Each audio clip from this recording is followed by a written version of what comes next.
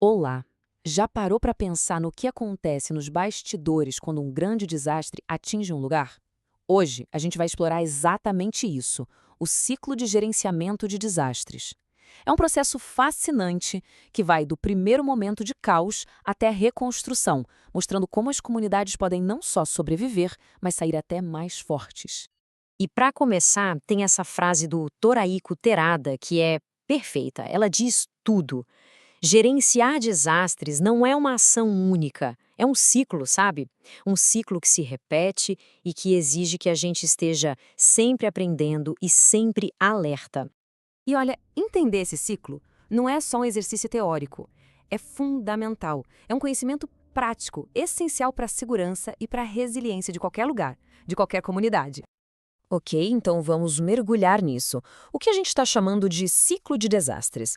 Pensa num processo contínuo que se move por diferentes fases, onde uma está sempre conectada à outra. É uma roda que não para de girar.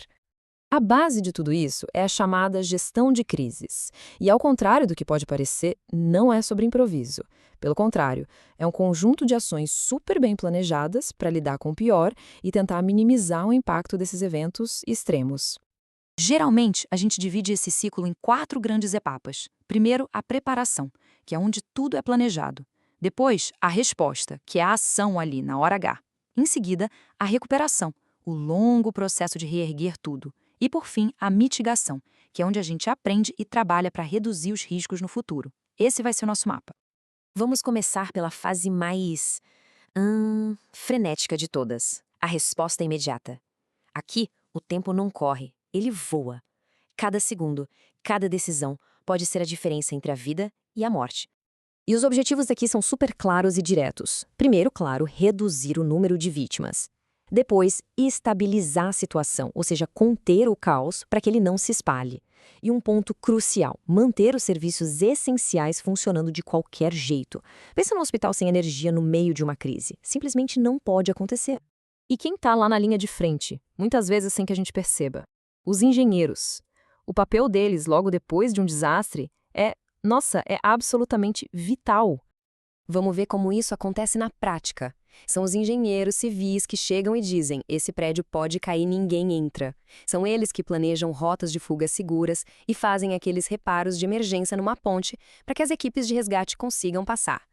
Do mesmo jeito, os engenheiros eletricistas são essenciais. Eles correm para restaurar a energia, o que é chave para coordenar toda a resposta, para garantir que abrigos e hospitais tenham luz e, claro, para controlar os perigos que surgem, como fios de alta tensão caídos no chão.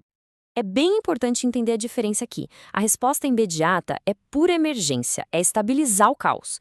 Já a recuperação, essa é outra história.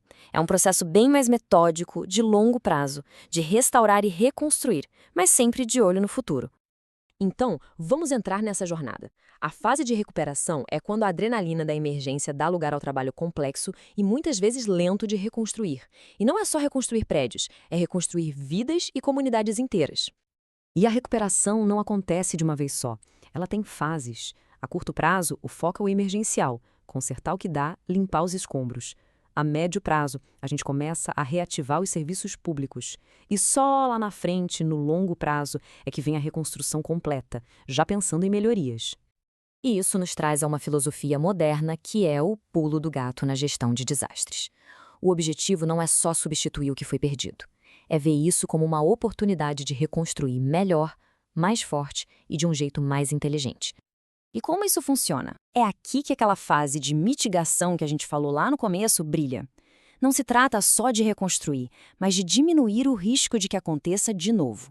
Isso significa usar materiais mais resistentes, pensar em energia renovável e, principalmente, repensar o planejamento das cidades para torná-las mais seguras. Para a nossa parte final, vamos dar uma olhada nas ferramentas e nas lições que moldam a gestão de desastres hoje em dia. É sobre como transformar experiências dolorosas num plano para um futuro muito mais seguro.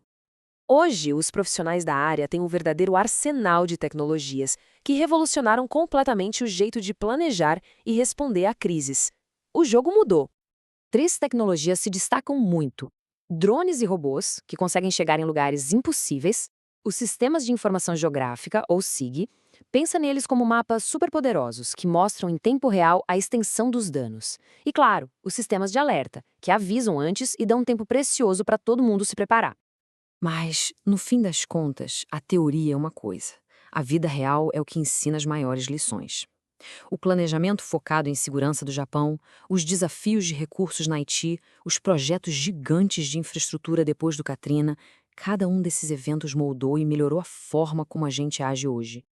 Então, o que a gente tira de tudo isso? Os pontos principais nos levam de volta para o início do ciclo. Primeiro, planejar e construir pensando na resistência. Segundo, educar todo mundo para saber como agir na hora da emergência. E terceiro, fortalecer os laços da comunidade, porque é esse apoio que sustenta a recuperação de verdade.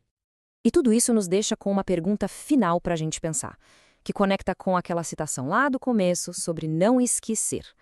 Como a gente pode garantir que cada tijolo recolocado seja também um passo para um futuro mais forte?